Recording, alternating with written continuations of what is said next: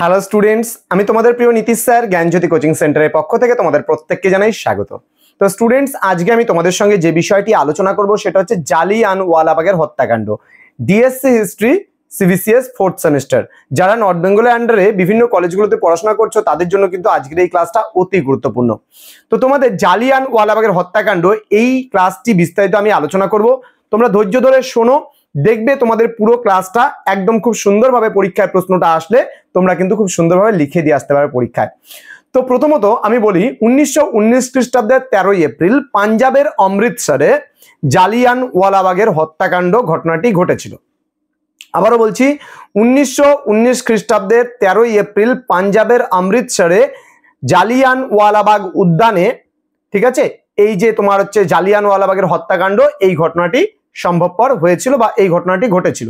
ঠিক আছে, তাহলে এই যে জালিয়ানওয়ালাবাগ উদ্যান পাঞ্জাবের অমৃতসরে, সেখানে কিন্তু মাইকেল ও ডায়ারের নেতৃত্বে কিন্তু একটা জনসমাবেশের আয়োজন করা হয়েছিল।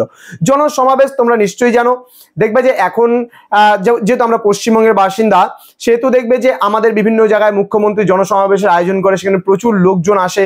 কোনো মাঠের মধ্যে, বড় কোনো ফাঁকা জায়গার মধ্যে বা বড় কোনো মাঠের মধ্যে কিন্তু এই সমাবেশগুলো হয়। তো জালিয়ানওয়ালাবাগ বলে পাঞ্জাবের অমৃতসরে যে উদ্যানটি ছিল, সেখানে কিন্তু মাইকেল ও ডায়ারের নির্দেশে কিন্তু বহু মানুষ কিন্তু সেই উদ্যানে সমবেত হয়েছিল এবং এই উদ্যানে প্রায় 10,000 মানুষ নিরস্ত্রভাবে রাওলাট সত্যাগ্রহের প্রতিবাদ জানাতে কিন্তু তারা সমবেত হয়েছিল।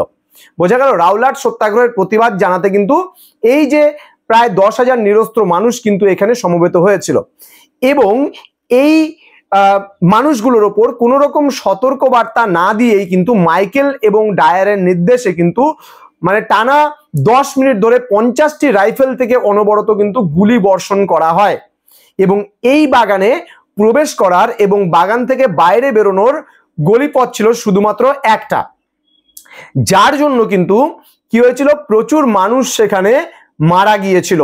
তাহলে এই যে নৃশংস হত্যাকাণ্ড, এই নৃশংস হত্যাকাণ্ডকে বলা হয় জালিয়ানওয়ালাবাগের হত্যাকাণ্ড। এই হত্যাকাণ্ডের প্রতিবাদ জানিয়ে তোমার হচ্ছে বিশ্বকবি রবীন্দ্রনাথ ঠাকুর তার নাইট উপাধি যে আছে, সেই নাইট উপাধি কিন্তু ত্যাগ করেছিল।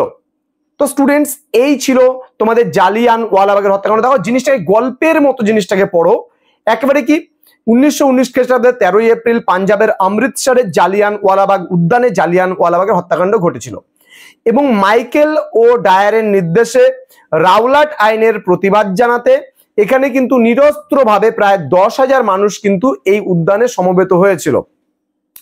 মাইকেল ও ডায়ারের নির্দেশেই কিন্তু টানা 10 মিনিট ধরে 50টি রাইফেল থেকে অনবরত গুলিবর্ষণ করা হয়েছিল এই নিরস্ত্র মানুষজনের উপরে।